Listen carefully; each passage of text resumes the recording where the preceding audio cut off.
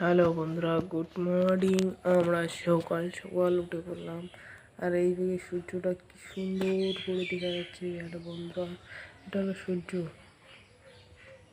কত সুন্দর। হ্যালো বন্ধুরা, আমাদের এদিকে সকাল সকাল আবহাওয়াটা ভালোই লাগতেছে। দেখতে পাচ্ছেন কত সুন্দর আবহাওয়া,